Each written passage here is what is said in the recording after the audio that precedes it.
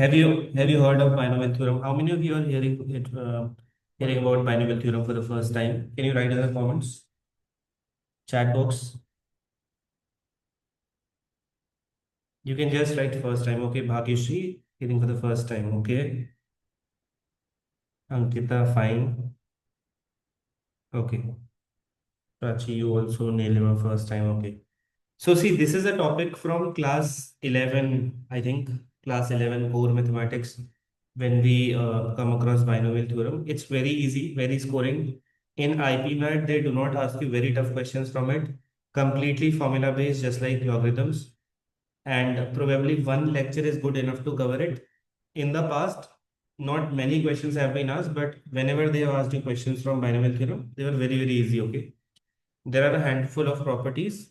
In fact, if you just understand the basic NCERT level binomial theorem, then also you can do it. We are starting from the basics today, and they ask you very easy questions from binomial. Okay, we'll solve some PYQs as well. Fine. So you all know the meaning of bi, right? Bi means two, and nomial basically means terms, isn't it? So whenever in mathematics, in algebra, we come across an equation which has two terms, it's called a binomial. And in this particular lecture, we are going to learn about binomial expansion. Okay, we are going to learn about binomial expansion. You all know that there is a formula a plus b ka whole square, isn't it? Yes or no? Yes, sir. So a plus b, a is a term, b is a term. We add them. It's a binomial kind of thing, and it is raised to certain power. When we open it, we get a square plus 2ab plus b square, right? We can also have a plus b ka whole cube, which is basically a cube plus 3a square b plus 3ab square plus b cube. We can see that we have two terms. We are raising it to some power and we are writing down the expansion. But what if they ask you a plus b ki power 10? It's not manually possible to remember the entire formula, isn't it? Right? So Yes, sir. we need a theorem which helps us in expansion and not just power 10. They can also take you to power 100. You know? And now when we are learning binomial theorem, we'll work upon this basic expansion x plus y ki power n. So x plus y will basically denote two terms that we have and raised to power n. That means it can have any power. Okay. So this is what we learn in binomial theorem and it's very easy. Okay. Let's get started. As I said, you all are aware of x plus y ka square, x plus y ka cube. In fact, if you try to find out x plus y ki power 4, if you want to find out x plus y ki power 4, you can do x plus y ka cube into x plus y. You already know x plus y ka cube kya hoga, and then you can multiply x with it, y with it, and you'll get an expansion. Yes or no? Fine. But as you see कि x plus y के square में क्या है, x square है, y square है, and then we have a term in between. In x plus y ka cube, we have x cube, y cube, and then we have terms in between. In x plus y ki power 4, we have x ki power 4, y ki power 4, and so many different terms in between. Okay. So the easiest way to understand binomial theorem is to first just look at the pattern of the polynomial expansions below. We have these binomials. We are expanding them by raising them to certain power. In this lecture, we are going to deal with two terms a and b being added and raised to certain power n. If you remember this, okay, this is very easily, I mean, you can easily memorize it, okay? And अगर आप ये याद कर लेते हो, you can easily do entire binomial theorem without any error, okay? So binomial theorem for any positive integer n. Now this power that we are raising it to, this power should always be a positive integer, okay? I mean, binomial theorem will not work if you try to expand a plus b ki power minus 6 because the power is not positive integer, it will not work. It only works for positive powers. Okay, 1, 2, 3, 4, 5. Positive integer powers to be very specific. You cannot expand a plus b ki power, suppose 4 by 3 using binomial expansion because the power is not positive integer. Is it clear? Understood? इतना basic understand, इतना basic clear है सबको? Yes. Okay, now let's come to the expansion. Expansion is very very easy. Okay, इसको याद करना बहुत easy है because it follows a pattern. So whenever you see two terms and they are being raised to certain power, जैसे ऐसा भी हो सकता है, आपको क्वेश्चन में दे देगा एक्स प्लस से 7 की power 30. We can expand this as well using binomial theorem. But कैसे? Because why? We have x as one term, 7 as another term. Okay. So if I write down the binomial expansion of a plus b की power n, it starts with nc0. अभी nc0 क्या होता है? अब again जिन्होंने class 11 12 mathematics नहीं पढ़ी है, they might not be knowing about it, but those who have studied 11 12 की mathematics, they know we use it in case of what? Permutation combination, isn't it? तो Yes, sir. just remember just remember NCR for now. I mean, we'll come to permutation combinations later, but understanding NCR is very easy. The formula for NCR is n factorial upon r factorial into n minus r factorial. We all have discussed factorial earlier, yes or no? Even for those Yes. who come from non-math background, factorial is continuous product till 1. You can only find out factorial value of a positive integer or 0. You cannot find out factorial value of a negative number. You cannot find out -6 factorial, है ना? तो NCR का formula याद कर लो, n factorial upon r factorial into n minus r factorial. अब इस expansion पे आओ. एक्सपेंशन को देखो पहले, NC0 a की पावर n. अभी तक आप क्या देख रहे थे? अभी तक आप देख रहे थे कि जब आप x प्लस वाई का क्यूब करते हो, ठीक है, what do you exactly get? You get x cube plus y cube plus 3 x² y plus 3 x y². आपकी टोटल पावर कितनी है यहाँ पे? 3. तो every term will have total power 3. कैसे? First term is x cube, यानी कि यहाँ पे y नहीं है, तो y की पावर एक तरीके से 0 हो जाएगी. What is the total power of all the terms? x की 3, y की 0, 3 plus 0 power 3. Here we have y की power 3, we don't have x, so x की power will be 0. Here also total power is 3. x² y means x की power is 2, y की power is 1, 2 plus 1 3. x की power 1, y की power 2, total power here is also 3. So whenever we write down binomial expansion, हर term की जो power होती है, that should be the total power given to us. Let's do it here. We are doing a plus b की power n. The total power given to us is n.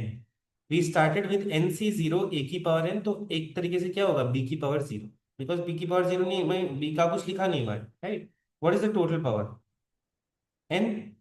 Now you will increase this by 1 in every term. Okay, so you will write nc1, and a की power 1 कम हो जाएगी and b की power 1 बढ़ जाएगी, but still the total power remains constant, which is n minus 1 and plus 1 will give you n. Next term you will write nc2, a की power एक और कम करो, n minus 2 into b square.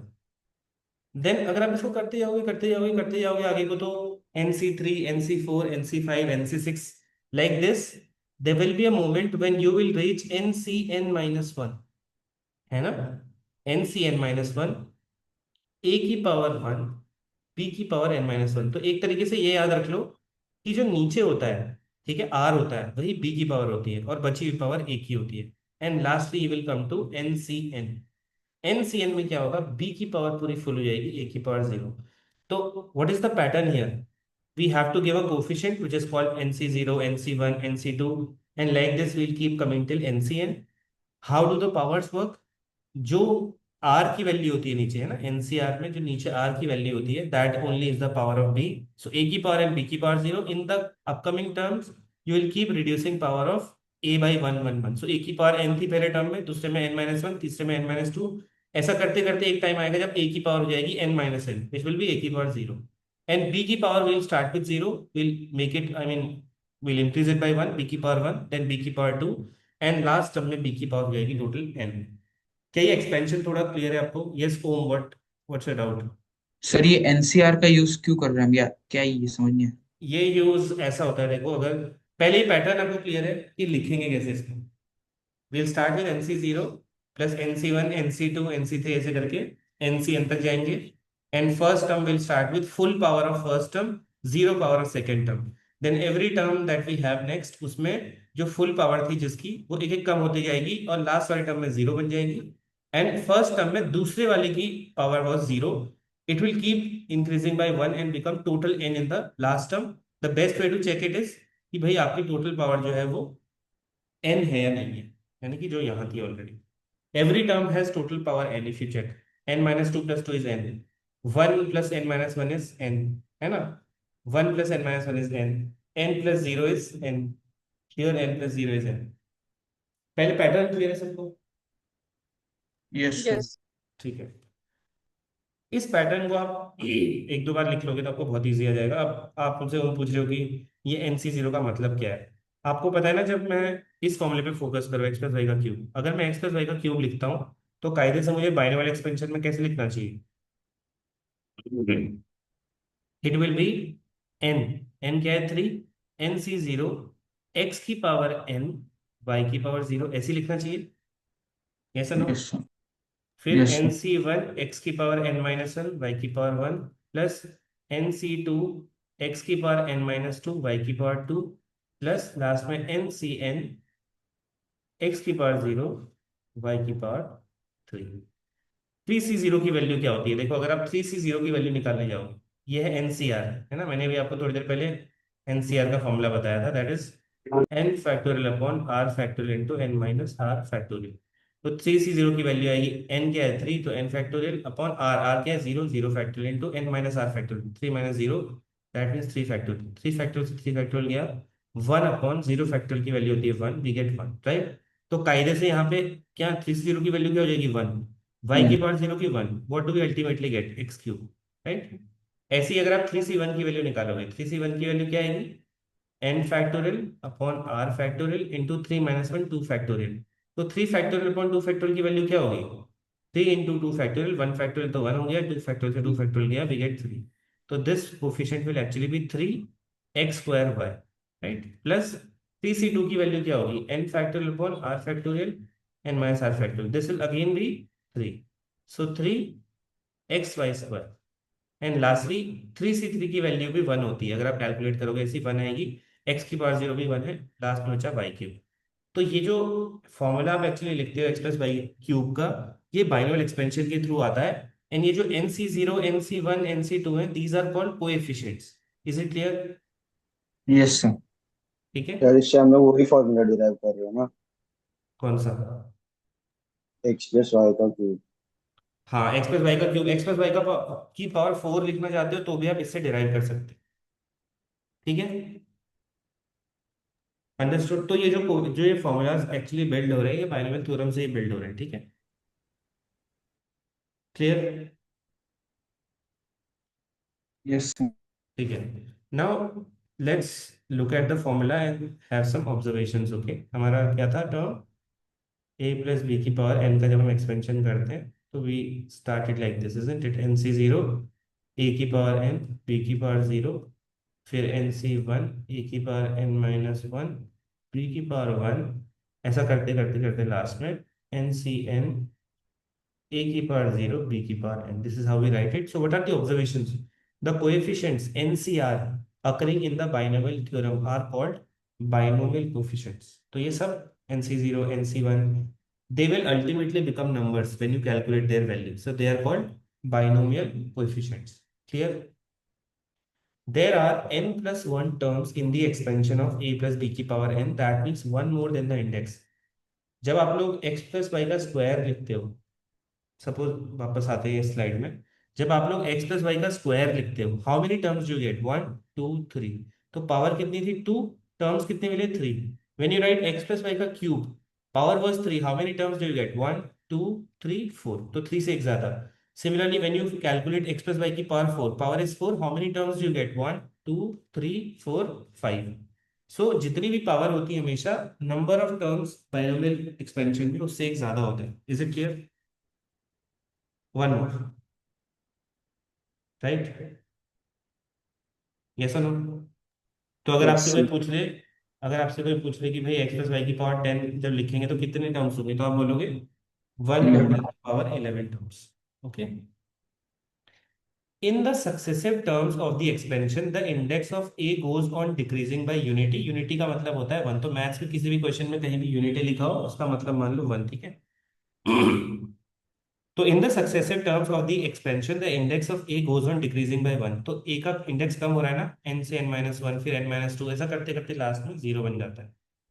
It is n in the first term, obviously n-1 in the second, yes, n-1 in the second, and so on ending with 0 in the last term, yes, last term में a का जो index होता है, power index मतलब power, it is 0. At the same time, the index of b increases by unity. तो b का भी index एक एक इंक्रीज हो रहा होता है, starting with 0 in the first term, yes, 0 होता है फर्स्ट टर्म में, 1 in the second term, yes, 1 होता है सेकेंड टर्म में, and so on ending with n in the last term, yes, last term में n होता है b का कोएफिशिएंट.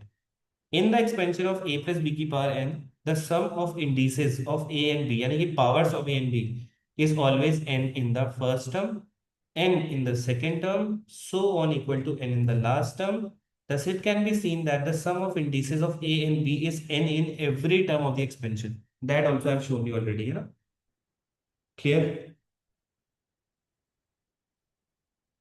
Yes. Understood?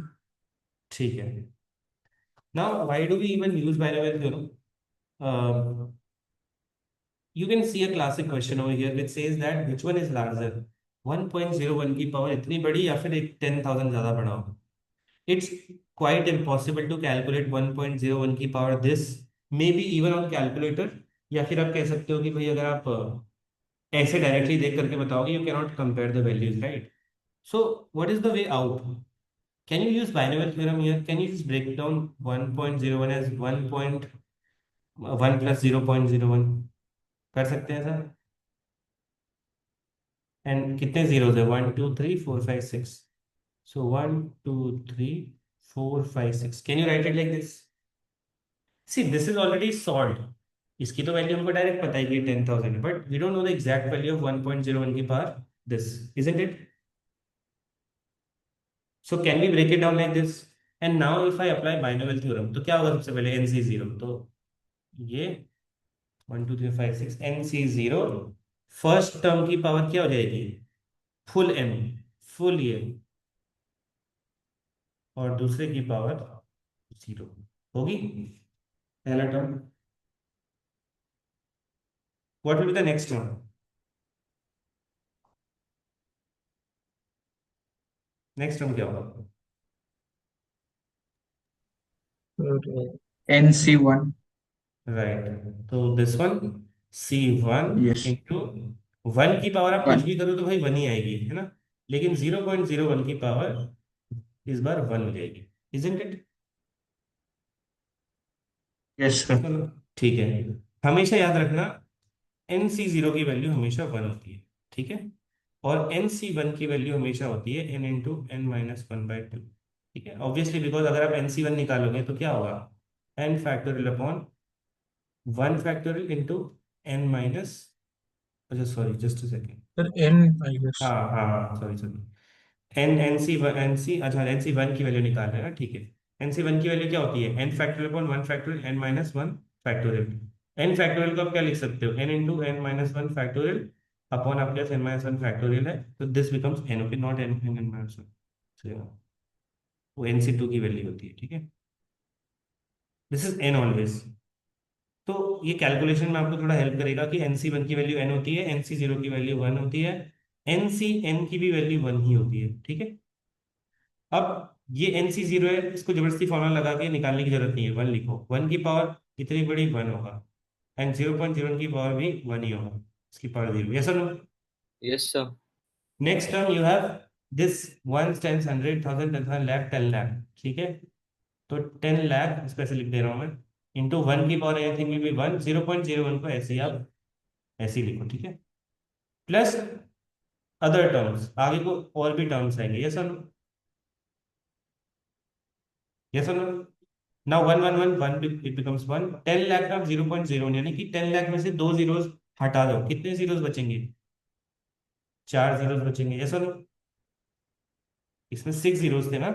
अगर आप 0.01 से किसी, if you multiply 0.01 with this, 2 zeros will be gone because 0.01 is 1/100, right? Plus other terms. Yes or no? What does it become? If you just add the very first two terms of this expansion, what do you get? You get 10,001 plus other terms. Yes, sir. Now if I ask you कि भाई 10,000 बड़ा है या फिर 10,001 plus other terms की value बड़ी है, तो obviously this is greater, yes और no, isn't it? Yes, sir. So this is an IP MAT PYQ, IP MAT Indore का PYQ है, ठीक है? Excuse me sir. Yes. Sir वो आपने 3 बार 1 कहाँ से मल्टीप्लाई किया था? 3 बार 1 कहाँ से मल्टीप्लाई किया? ये वाला, ये 10C0 ना, NC0 की वैल्यू 1 ही होती है, 1 यस की सर। पावर 10 लाख 1 ही होती है, और 0.01 की पावर 0 भी 1 ही होती है। Okay sir. अच्छा, ये PYQ नहीं है, ये NCERT क्वेश्चन है शायद मेरे हिसाब से, ठीक है? Whatever, I mean they can give you such questions, okay, because generally जो स्टूडेंट नॉर्मल बाइनरी थ्योरम का बी भी पढ़ के नहीं जाएगा ना, he can not solve it, मतलब there is no other way, आपको इसे ऐसे ही सॉल्व करना पड़ेगा, ठीक है? क्योंकि आपके वही जो कैलकुलेटर होता है उसमें कोई इतनी बड़ी पावर का आप कर नहीं सकते, है ना? तो the only way out is binomial theorem. Is there anybody who has a doubt?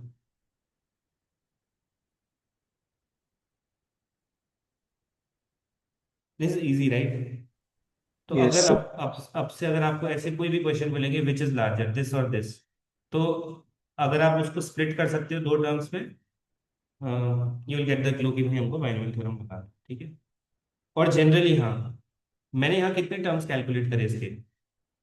2-3 terms. आपको जनरली 2-3 टर्म्स में क्लैरिटी आ जाएगी, जैसे ही इसके 2-3 टर्म्स निकाल लोगे, इनको ऐड करके देख लेना and compare it with the other value giving, you will find which one is larger, okay? 2-3 terms में पता लग जाता है, ठीक है? क्लियर? Yes.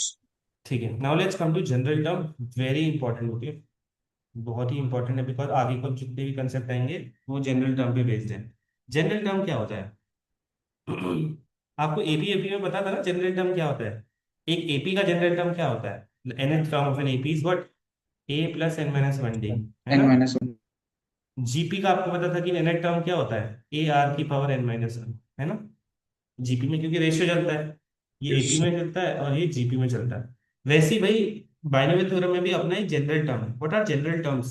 जनरल टर्म एक ऐसे टर्म्स होते हैं जिनमें अगर आप करस्पॉन्डिंग वैल्यूज डालोगे, है ना, जिसके लिए वो बने हुए हैं, आपको वो पूरा टर्म मिल जाएगा। जैसे अगर मैं आपसे बोलूँ भाई ये एक एपी है, जैसे 2, 7, 12, 17, इसका जनरल टर्म बताओ, तो आपको बेसिकली एक ऐसा फॉर्मूला बताना है जिसमें एन की वैल्यू डालने पे आप कोई सा भी टर्म निकाल पाओ, ठीक है?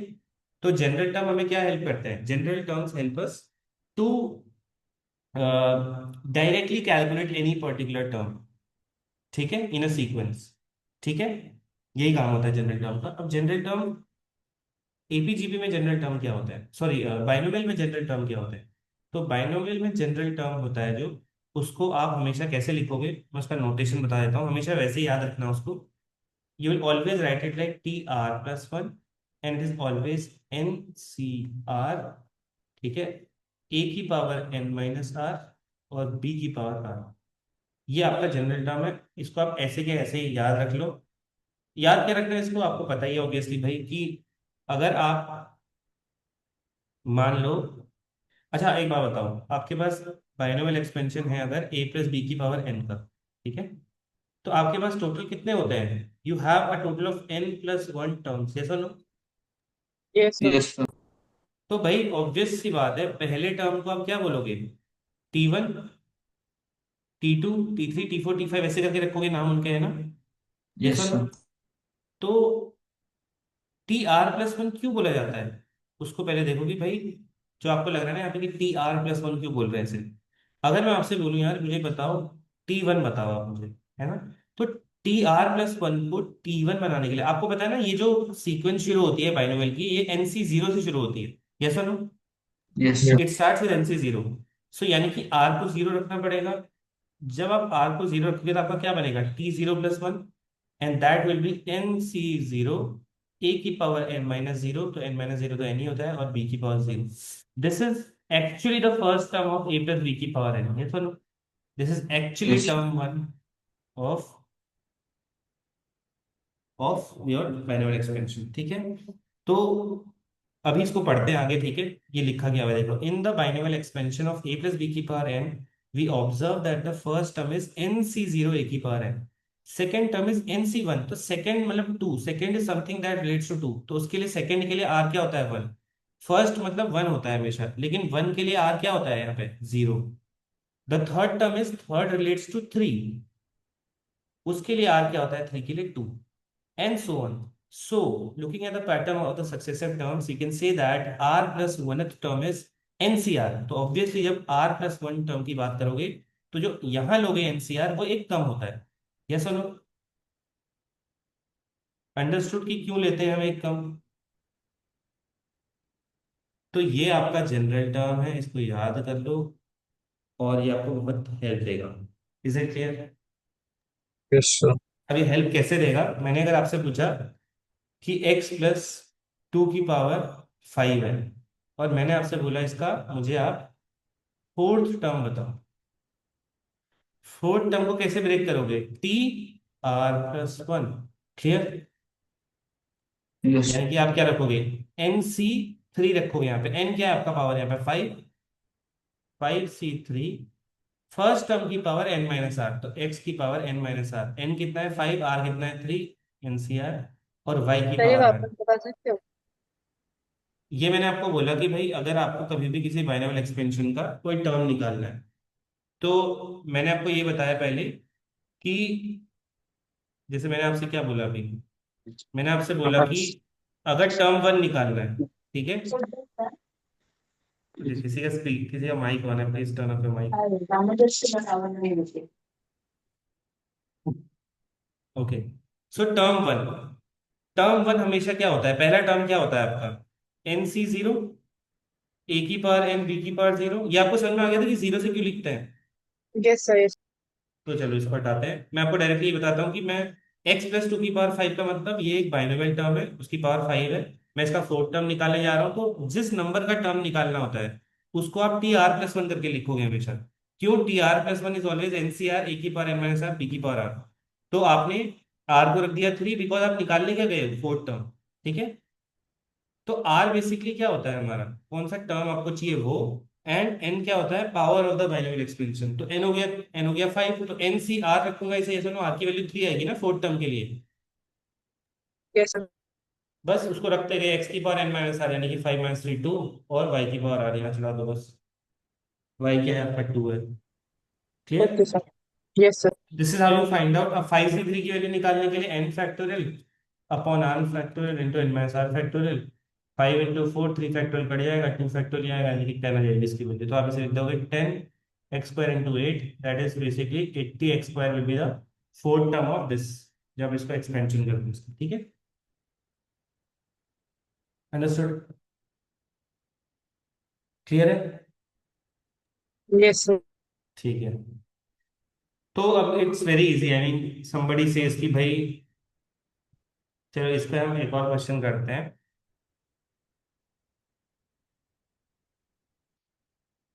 ये क्वेश्चन दिख रहा है आपको? Yes. Find A is 17th and 18 term of this are equal, two plus A की पावर फिफ्टी, बहुत हाई पावर है, दो टर्म्स का एक्सपेंशन होगा डेफिनेटली। 17th टर्म के लिए आप क्या लोगे, T sixteen plus one, eighteen के लिए क्या लोगे, T seventeen plus, yes no? Yes no? Yes, sir. तो ये किसकी वैल्यू है, आर की वैल्यू, ये इसके आर की वैल्यू है।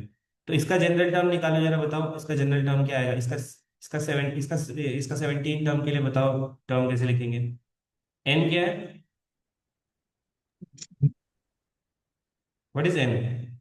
70। 50. फिफ्टी, 50। फिफ्टी लिखा है ना, फिफ्टी एन सी। अभी हम ये लिख रहे हैं 17 टर्म, तो आर क्या यूज करोगे, सिक्सटीन, तो N C R. 60। Clear? Clear है? Yes sir. टू की पावर, पहला टर्म जो होता है उसको एक्स बोलते हैं, टू, टू की power N minus R, fifty minus sixteen, 34, और दूसरे टर्म ए की power R which is 16 only. Yes और no? This is the 17 term. Yes और no? This is equal to 18 term. What will be the term written for 18 term? 17 plus 1। 17 plus 50c 17 17.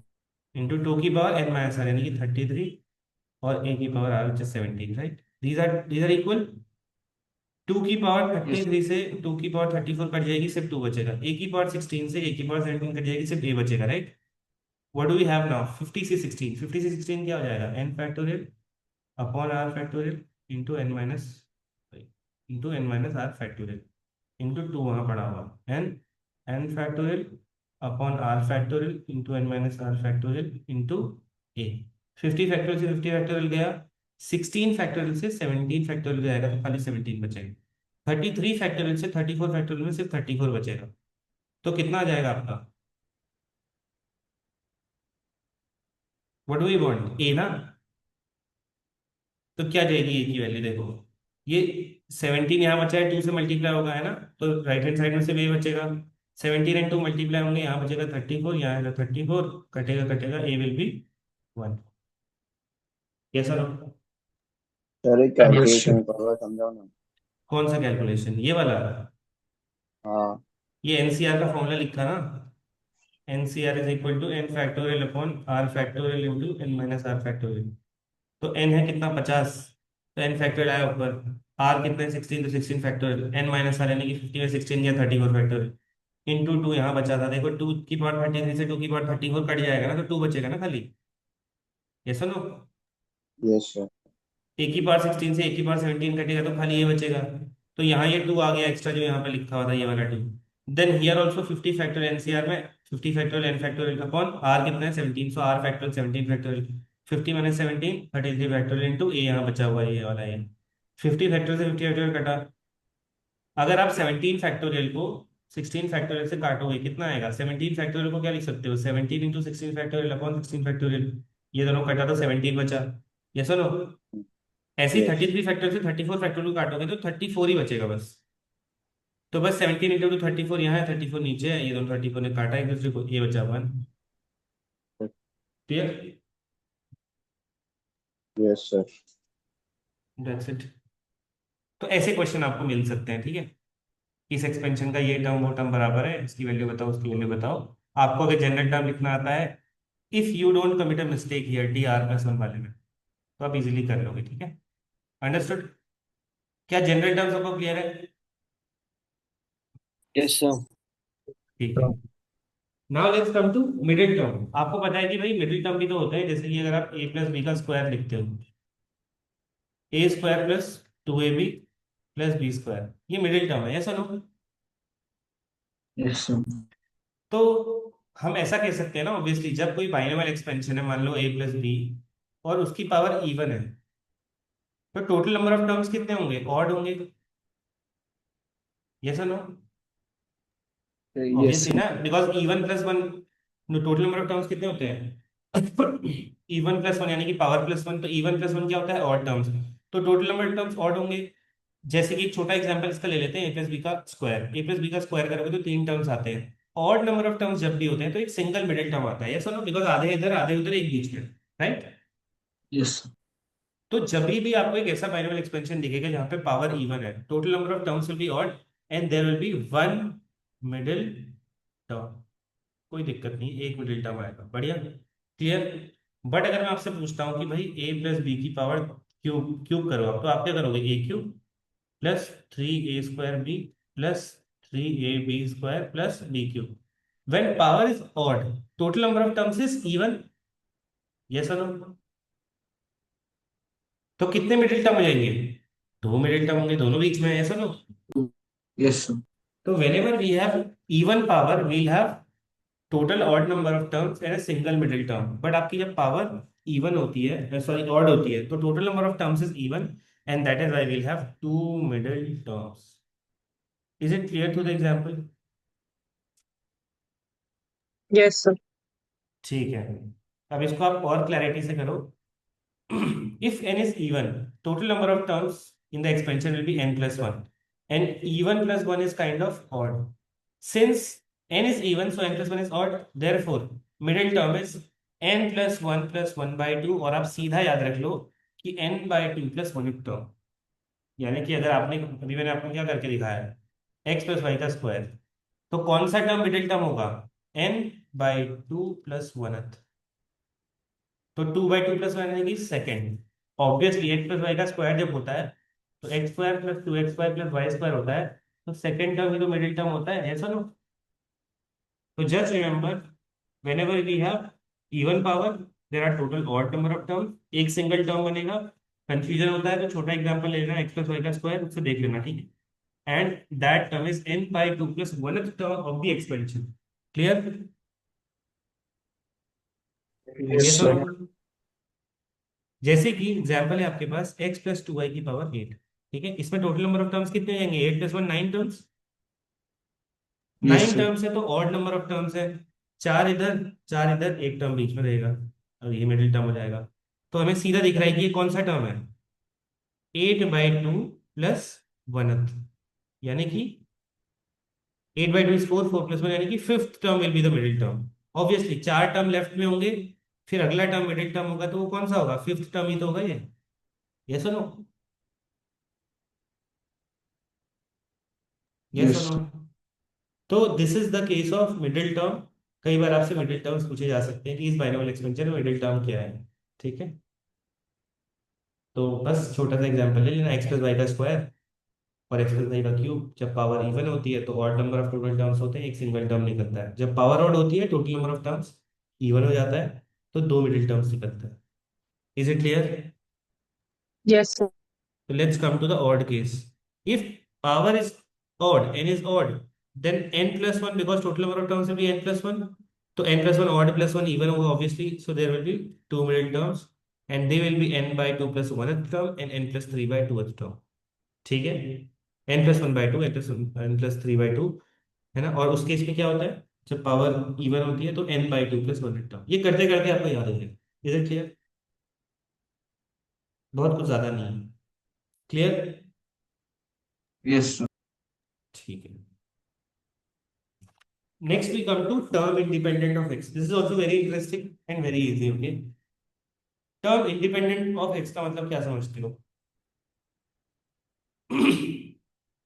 अगर मैं आपसे बोलूं कि एक binomial expansion है, जैसे कि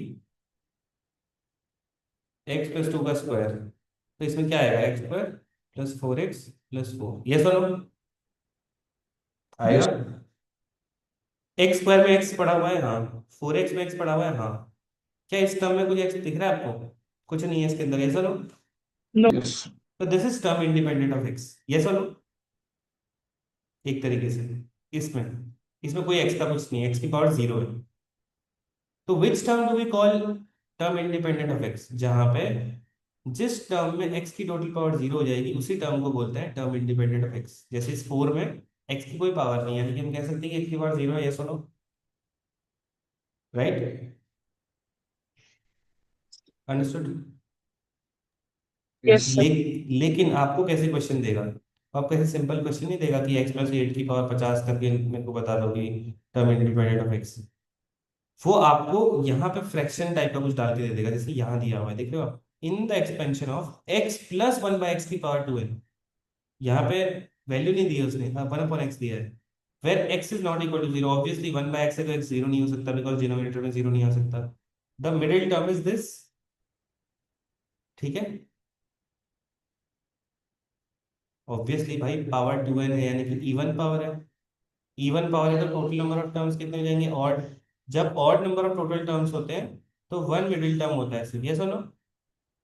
and what is yes, that? n by 2 plus 1। Yes और नो? yes, बस। तो n by 2 plus 1 टर्म, तो n by 2 कितना है? 2n by 2 is n plus 1, तो n plus 1 टर्म जो होगा, बताओ n plus 1 टर्म के लिए जो आप r लोगे वो क्या होगा?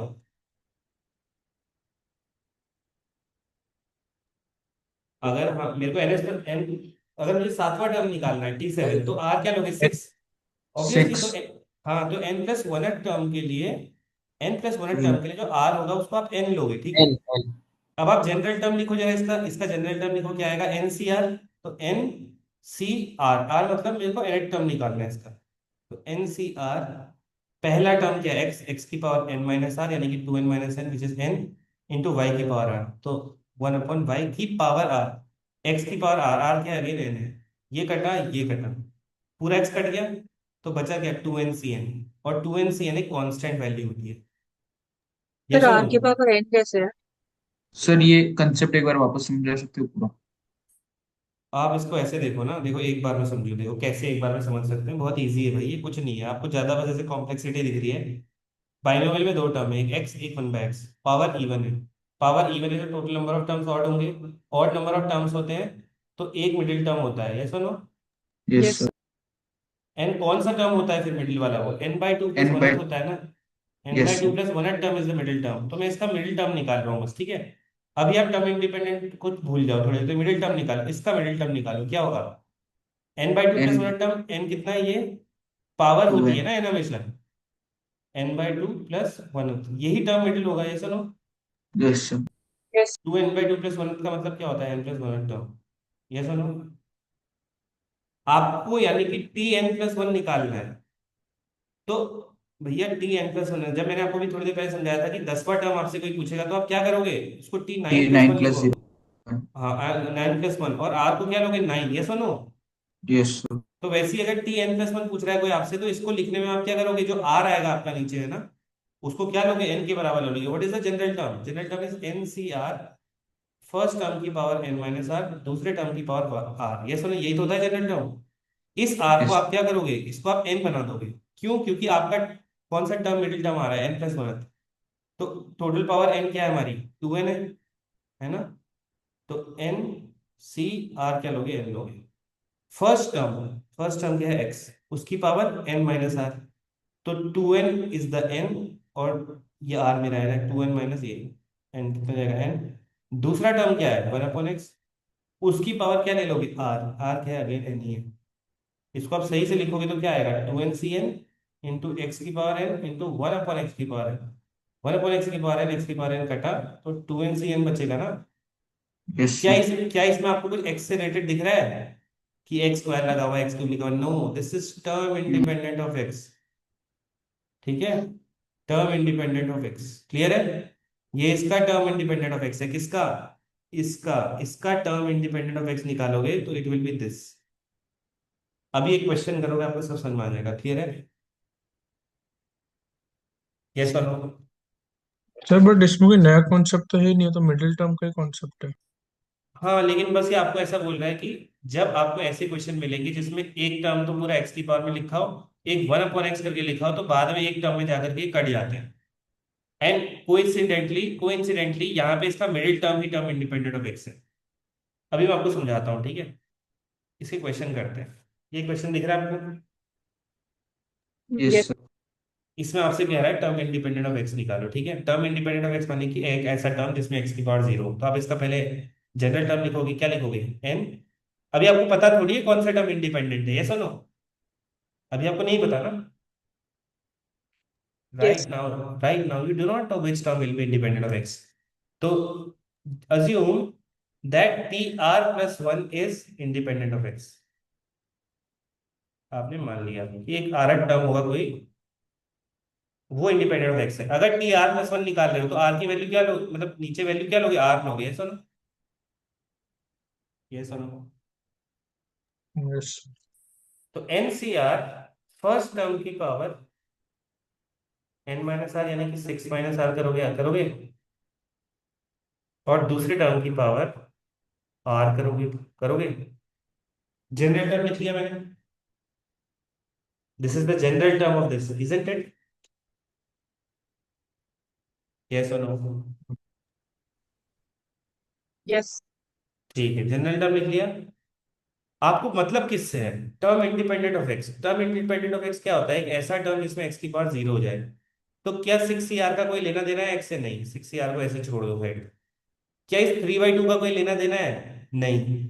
एक्स की पावर पे हमें ध्यान देना है, तो हम सिर्फ एक्स की पावर वाले टर्म्स को देखेंगे, एक तो यहाँ है x², तो इस x² की पावर टोटल क्या है, 6 - r, यस और नो, यस और नो?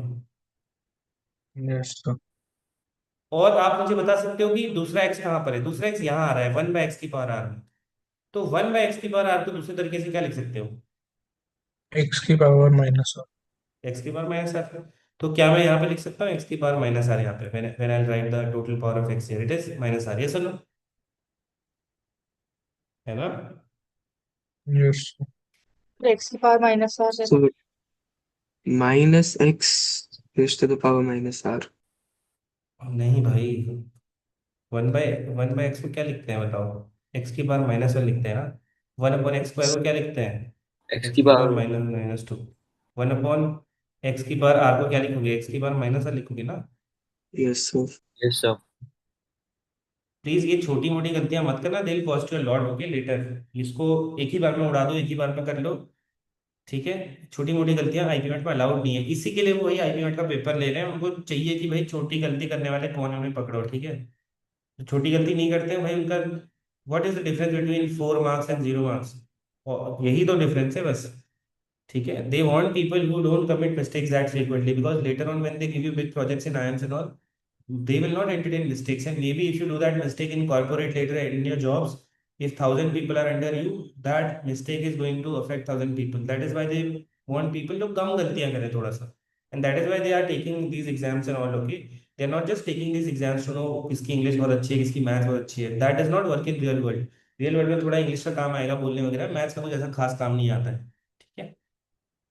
आएगा बट उतना भी नहीं आएगा। व्हाट दे वांट इज कि don't commit mistakes that frequently, ठीक है। एक चीज को पढ़ के जा रहे हो, करके जा रहे हो, तो उसकी मिस्टेक्स उतनी ज्यादा नहीं होनी चाहिए, ठीक है। तो कम मिस्टेक्स किया कीजिए क्वेश्चन में, फिनिश लेकर के अपने हाथों में। अच्छा फिनिशर वही होता है भाई एग्जाम के अंदर जो एक बार में आंसर निकाल के ला रहा है सीधा, ठीक है। हाँ अभी आप कंसेप्ट पढ़ रहे हो, you committing mistakes, that is okay, but try to minimize it, okay. जितना कम कर सकते हो उतना कम करो एरर, ठीक है, एक बार में। This is understood, total power x collected, clear है? yes sir। Yes sir. आपका काम क्या है? आपका काम है कि एक्स की टोटल पावर को जीरो करो। एक्स की टोटल पावर क्या आएगी बताओ? एक्स की टोटल पावर आएगी एक तो 12 - 2r/, यस और नो? आएगी। और ये -r भी उसके साथ जुड़ जाएगा, because you are multiplying these two ना, एक्स की पावर 12 - 2r एंड एक्स की पावर -r। आप इनको मल्टीप्लाई कर रहे हो ना, when you multiply with same basis power add, तो 12 - 2r into -r will be 12 - 3r, total power of x will be this. Yes sir. You want this power to be zero. Why? Because you want term independent of x. Independent of x मतलब x की होना ही नहीं चाहिए। x को गायब करने के लिए क्या करोगे? उसकी पावर जीरो करोगे, तो 12 - 3r जीरो हो जाएगा, r कितना आ जाएगा? 4। Oh is it clear? ये क्लियर है? Yes, sir. r equal to 4 आ गया, इसका मतलब जो मेरा जनरल टर्म था उसमें r इक्वल टू 4 पुश कर दो बस, because we wanted term independent of x। अब टर्म इंडिपेंडेंट ऑफ x क्या आएगा इसको देख लो बस, ठीक है। Just a second. तो टर्म इंडिपेंडेंट ऑफ एक्स में क्या करना होता है? You have to collect the total power of x, okay. So what be the term? 6c4 3/2 x की पावर। 643। हम एक्स को नहीं, अब हम एक्स को नहीं लिखेंगे तो चलेगा, okay. If we do not write, if we do not write any power of x now, does not matter, because ultimately we know that the powers of x are going to add up and cancel each other, isn't it? देखो आप 4 डालोगे ना r को, तो कितना आएगा? x की power 4, and when you put r equal to 4 here, you will get x की power -4, +4 -4 will cancel each other. तो now just be concerned with writing the numbers. तो कितना आ जाएगा? 3/2 की power 2, why? Because r is 4, 6 - 4 is 2, and here -1/3 की power 4। अभी somebody said 3, r will be 3, r 3 नहीं होगा। You already assume that tr plus 1 is independent of x, तो आप r की वैल्यू तो वही लोगे ना जो निकाल रहे हो। टर्म आपने, विल बी फिफ्थ टर्म। हाँ term will be fifth term, ठीक है। Okay sir. You can say t5 will be independent of x, but find the term independent, number of term नहीं बोल रहा है, वो बोल रहा है कि उस टर्म को निकालो। उस टर्म को निकालने के लिए आपको अपने r की वैल्यू पुश बैक करनी पड़ेगी अपने जनरल टर्म के अंदर। तो वी गॉट इट नाउ। 64 क्या होता है? 6 factorial 6 factorial upon 4 factorial into 2 factorial. 6 factorial is 6 into 5 into 4 factorial upon 4 factorial into 2। 4 factorial 4 factorial गया, 2 से घटा 3, 15। 15 इंटू 3 स्क्वायर होता है 9, 2 स्क्वायर होता है 4, 1 -1/3 की पावर 4 होता है 1/81। 9 से घटा 81 कितनी बार? 9 बार। 3 से घटा 3 बार, 3 से घटा 5 बार, 5/12। This will be the term independent of x when you expand it. Is it clear? yes. ठीक है। सर ये 3/2 की पावर 2 कहाँ से आई थी, एक बार ये बताना। 3/2 ये था आपका। Yes x sir. स्क्वायर को मैंने क्यों नहीं लिया, बिकॉज मुझे पता है ऑलरेडी मैं टर्म इंडिपेंडेंट ऑफ एक्स निकाल रहा हूँ, तो एक्स की टोटल पावर बाद में ऐड हो करके इधर उधर से 0 बन जाएगी, तो उसको लिख के फायदा नहीं है क्योंकि एक्स की पावर 0 1 ही होता है। तो 3/2 की पावर आपका आर क्या आया था अभी थोड़ी देर पहले, 4 आया था ना। ओ तो यस यहाँ सर, 4 अच्छा। डालोगे तो 6 - 4 2 आएगा, और यहाँ 1 -1/3 की ओके पावर 4 आएगा, बस होगी। ओके। ठीक है। तो आपको term independent of yes x वाले क्वेश्चन हमेशा ऐसे ही मिलेंगे, जानबूझ के वो ऐसे ही देते हैं ताकि आप लोग एक्स की पावर की मिस्टेक्स में कुछ कुछ कुछ करोगे, है ना, गलती वगैरह। अंडरस्टूड? ठीक है। यस। ठीक है, अब हम मैं देखता हूँ कि अगर कोई और। अच्छा ठीक है, आपको ये क्वेश्चन दिख रहा है, टर्म हैविंग स्पेसिफिक पावर, है ना। एक तो होता है term independent of x. Sometimes they can also ask you कि भाई ऐसा टर्म निकालो जिसमें एक्स की पावर 11 हो। ठीक है, ऐसा भी तो पूछ सकते हैं ना आपसे वो, कि एक बाइनोमियल एक्सपेंशन है उसमें ऐसा टर्म निकालो जिसमें एक्स की पावर 11 होगी, पूछ सकते हैं। तो we call it term having specific power. Yes और नो? यस ठीक है। अब यानी कि हमारा मकसद क्या हो जाएगा, the question here asks find the coefficient of x की power 11 in the expansion of this, यानी कि in this binomial expansion we want to make x की power total 11। तो again जब टर्म इंडिपेंडेंट ऑफ x था तो हम x की टोटल पावर को क्या बनाना चाहते थे, 0। Here we want to make the total power of 11, total power of x as 11। तो अगेन इसका हम जनरल टर्म लिखेंगे, उसमें पावर कलेक्ट करेंगे और एक्स की पावर 11 बनाना चाहिए। जैसे इसका जनरल टर्म बताओ आप मुझे पहले, इसका जनरल टर्म क्या होगा, TR+1, it will be. T11+1। नहीं नहीं नहीं नहीं नहीं नहीं नहीं, इसका जनरल टर्म बताओ पहले, आर बिना कुछ 11 11 छोड़ दो भी। आपको थोड़ी NCR आप। Plus 1 equals अच्छा, to NCR into A. You 12 NCR। Yes you do not know कि भाई कौन से टर्म में एक्स की पावर 11 आएगा ना, तो you will write NCR, yes no, yes first term की पावर n-r, एंड दूसरा टर्म जो है इसकी पावर r लिखोगे। Now you will collect the total power of x, because आपको तो सिर्फ एक्स की पावर से मतलब है ना, तो यहाँ पे एक्स की पावर वाले टर्म पे जाओ। एक्स की पावर यहाँ क्या आएगी, 36 - 3r आएगी, यस। और यहाँ बताओ एक्स की पावर टोटल क्या आएगी।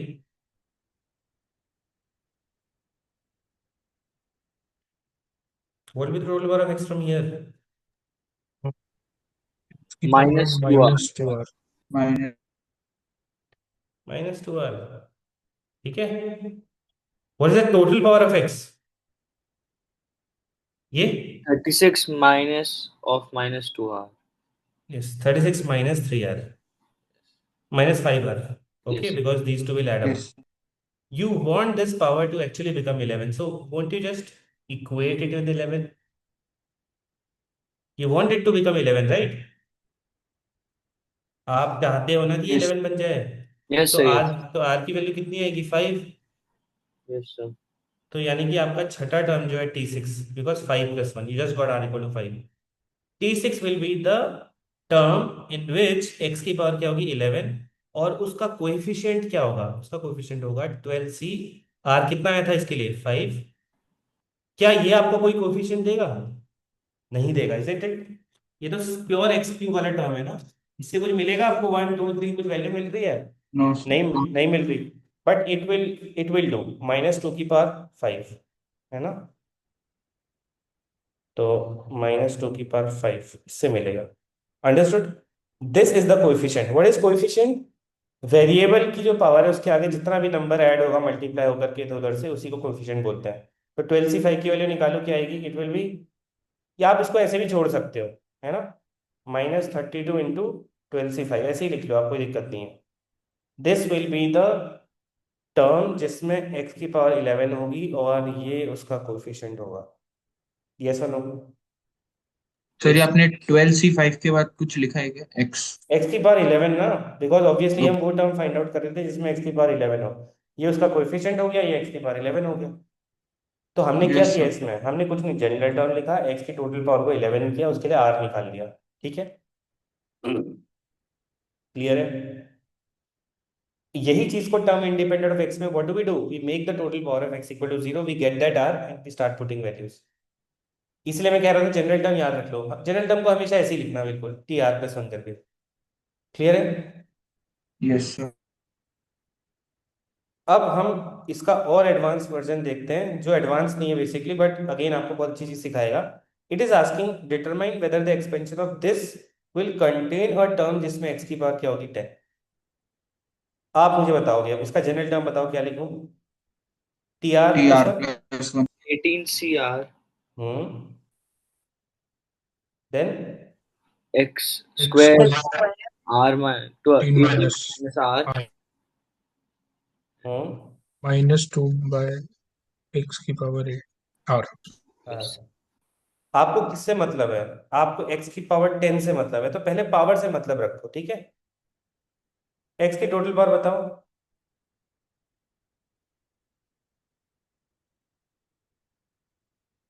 क्या है एक्स की total 46 power. 36 minus 36 2 minus 4R. minus और So 36 minus minus r thir- ठीक है, 36 minus 3R. आ गई total power of x. Equals to 10। Yes, 36 - 3r, हम चाहते हैं कि ये 10 बन जाए, क्योंकि हमें एक्स की पावर 10 वाला टर्म ढूंढना था, है ना? तो 3r कितना आएगा, 26। आर क्या आएगा, 26/3। आर इक्वल टू 26/3, यानी कि फ्रैक्शन में आ रहा है। आपको पता है ना, जो एनसीआर होता है उसमें ना एन फ्रैक्शन हो सकता है ना R, these have to be integers, yes और no? Yes sir. Yes, sir. तो क्या आपको लगता है कि एक्स की पावर 10 वाला कोई टर्म आएगा भी जब इसको एक्सपेंड करेंगे? No, sir. नहीं आएगा, तो no term will occur, no term will occur having x की पावर 10। कोई ऐसा टर्म ही नहीं होगा जिसमें एक्स की पावर 10 हो। बट हाँ, अगर ये कुछ 8 आ जाता तो प्रोबेबली यस, फिर हम आर की वैल्यू 8 करके यहाँ यहाँ डाल देते हैं इसको जनरल टर्म। ठीक है, यस सर। ठीक है, ठीक है, आपको ये भी आ गया। अब इसमें ना दो कंसेप्ट और बचते हैं, which is r n term from the end. जैसे अभी तक आप क्या पढ़ रहे हो, फ्रॉम द बिगिनिंग। जैसे मैंने आपसे बोला कि भाई चलो ठीक है, यहाँ चलते हैं। यह है एक्स की पावर, एक्स प्लस वाई की पावर 4, है ना? Right, this is x plus y की पावर 4। यस क्या आप मुझे बता सकते हो ये 4x³ y है, फर्स्ट से कौन सा टर्म है, अगर फर्स्ट से काउंटिंग शुरू करोगे? सेकंड। अगर फर्स्ट से काउंटिंग शुरू करोगे तो ये सेकेंड टर्म है, बट अगर लास्ट से काउंटिंग शुरू करोगे तो ये कौन सा टर्म है? फोर्थ। 4। 1 2 3 4, 4।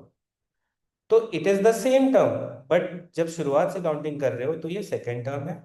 ये जो लास्ट से काउंटिंग करोगे उसमें आप फोर्थ टर्म है ये, है ना? तो सेम टर्म जो होता है उसकी पोजीशन बिगिनिंग से और लास्ट से अलग अलग होती है।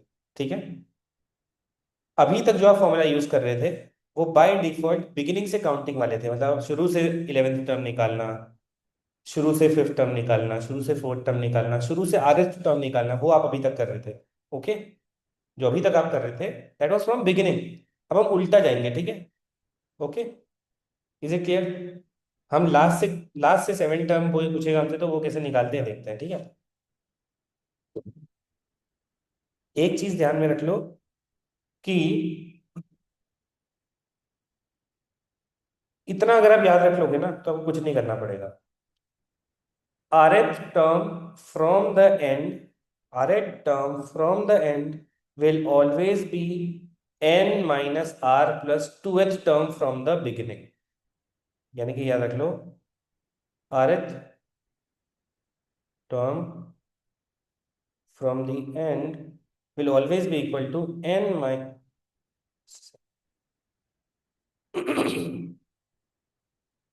n minus r plus 2th from beginning.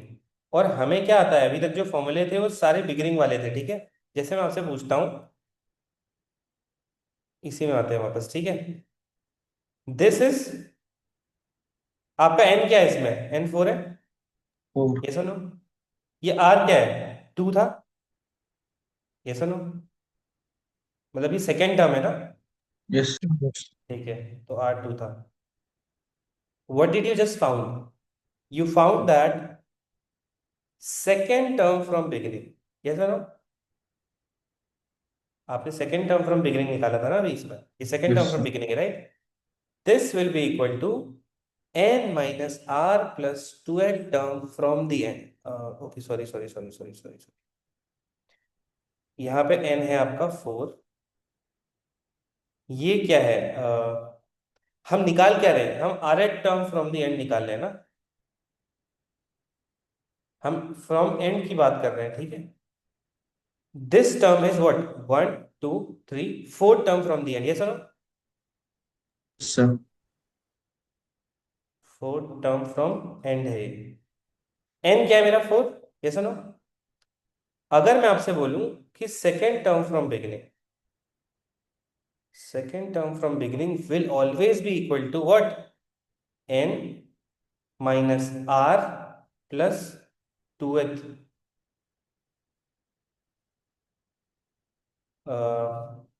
रुको एक सेकेंड ना, मैं क्या समझाना चाहता था एग्जैक्टली, हाँ।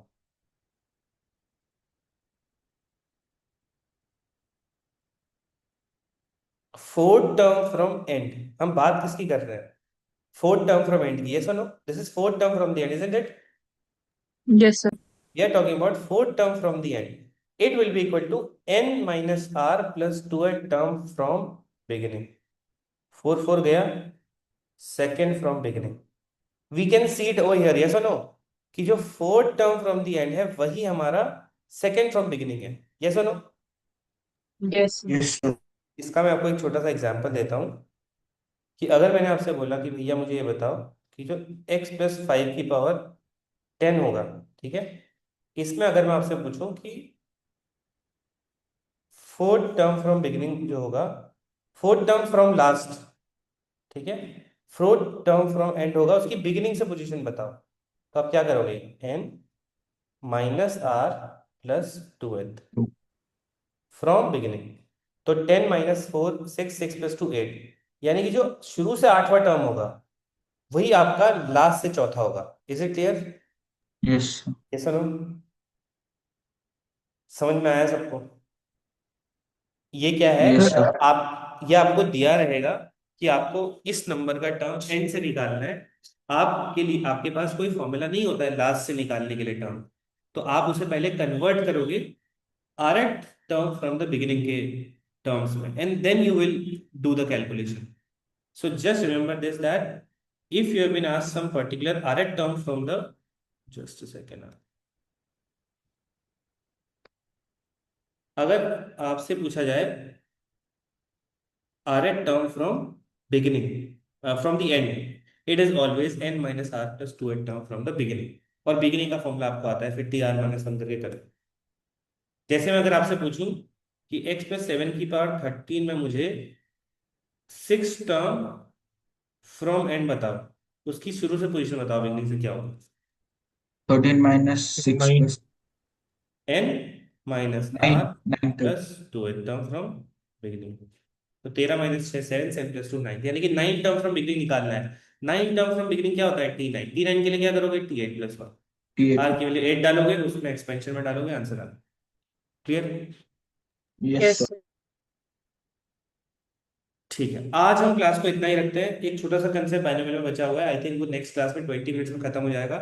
आई have to go to the hospital today due to some reason, and अगली क्लास में मिलते हैं। अगली क्लास में हम बाइनोमियल के साथ मॉड्यूलस करेंगे, ठीक है। मॉड्यूलस बहुत इंपॉर्टेंट है, मॉड्यूलस के ग्राफ, मॉड्यूलस में एरिया बाउंडेड, थोड़ा सा मॉड्यूलस का प्रिपरेशन आप अपने एंड से करके आओ, ठीक है। जो लोग 11th 12th में ऑलरेडी उन्होंने थोड़ा बहुत देखा होगा, बट आर डी शर्मा से कर लो। जो बिल्कुल मैथ्स की तरफ को न्यू है, आप नहीं भी करोगे चलेगा, कोई दिक्कत नहीं है, हम अगली क्लास में करेंगे, ठीक है। Modulus functions, we'll get started with that, and we are just remaining with one concept and some TYQ। जैसे इसमें क्या बचा है, लास्ट आपका बस सम ऑफ कोफिशिएंट बचा है, ये आई थिंक 10-15 मिनट में हो जाएगा, and then I will give you some questions. अच्छा, आप एक काम करो, मैं भी एक स्क्रीनशॉट भेजूंगा ग्रुप में, ठीक है, उसमें कुछ क्वेश्चन होंगे बाइनोमियल के, उनको कर लेना, एंड यही कंसेप्ट यूज होगा। Fine, okay Yes, clear sir. है?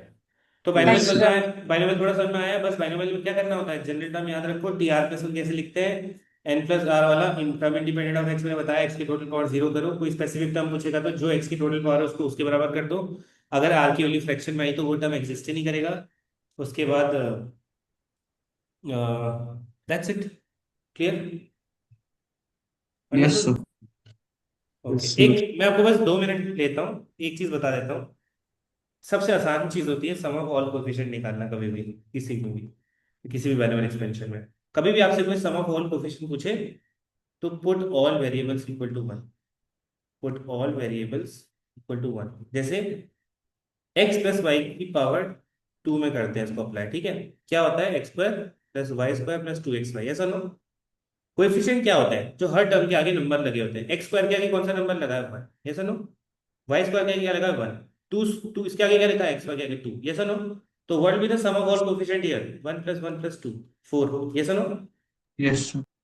तो सम ऑफ ऑल कोएफिशिएंट निकालने के लिए अपने इवैल्यूएट एक्सपेंशन में जितने भी वेरिएबल है सबको 1 कर दो। जैसे कि आपसे पूछ रहा है sum of all coefficient in the expansion of this, क्या करोगे, एक्स वाई दोनों को 1 कर दो, 2 की पावर 7 होता है 128, दैट्स आंसर। सबसे आसान कंसेप्ट होता है, ठीक है, समझे? yes, sir. अगर आपसे कोई पूछे कि x प्लस वाई की पावर 3 में सम ऑफ ऑल कोएफिशिएंट निकालो, तो बस 1 minute, you see this x plus y की power 3, what is the coefficient here, 1, here it is 3, here it is 3, here it is 1, 1 plus 3 plus 3 plus 1 कितना होता है 8, है ना? सम ऑफ ऑल कोएफिशिएंट अगर निकालोगे Yes. एक्सपेंशन से। Yes. अगर आप directly x plus y cube में 1 प्लस 1 डाल दो, उसका क्यूब निकालो, तो अगेन क्या आएगा 8। तो कभी भी सम ऑफ ऑल कोएफिशिएंट निकालने के लिए बाइनोमियल एक्सपेंशन में सारे वेरिएबल्स को आप 1 रख दो बस, ठीक है? जैसे कि इसका एक बिल्कुल नो ब्रेनर क्वेश्चन आईपी में पहले आ चुका है, जो कि ये है, क्या बोल रहा है, sum of all coefficient of all terms in the expansion of this 5x minus 9 की power 0, what is the trick, put all variables equal to 1। यहाँ पे x को 1 डाल दो, 5 माइनस 9 की पावर 4 दैट इज माइनस 4 की power 4 that is equal to 256, that's our answer. 6 second में इसका आंसर आ रहा था, 2022 में पूछा गया था, ठीक है, तो क्लियर? सर ये 3 वेरिएबल्स के साथ भी चलेगा, जैसे इसमें 3 टर्म्स थ्री होते हैं। थ्री में भी चलेगा, सब में चलेगा, ठीक है, okay sir. Okay okay will bet. देखो क्यों चलेगा 3 के साथ, मैं समझा देता हूँ। जैसे आप 3 टर्म का पावर 2 कर दो, A plus B plus C का होल स्क्वायर होता है A square plus B square plus C square plus 2ab plus 2bc plus 2ca। Sum yes करो सर। 1 1 1 2 2 2, यानी कि 6 और 3 9 आ रहा है। Yes sir. यस 1 प्लस 1 का स्क्वायर, 3 स्क्वायर इज 9, क्लियर? 1 रख दोगे सीधा तो भी आएगा, 3 वाले में भी आएगा, 4 में भी आएगा, 5 में, सब में 1 आएगा, ठीक है? ऐसा होता Yes. क्यों है? क्योंकि अगर आप ए को भी 1 रख दोगे, बी को भी 1, सी को भी 1, ए बी सबको 1, सारे 1, तो एक तरीके से ये गायब हो जाते हैं वेरिएबल्स, 1 बन जाता है। तो rest of the things are just coefficients, yes और नो? ठीक है, ओके सर। यस चलो we'll meet in the next class now. I'll give you some questions, do those, okay? Okay, Thank you. thank you. Thank you.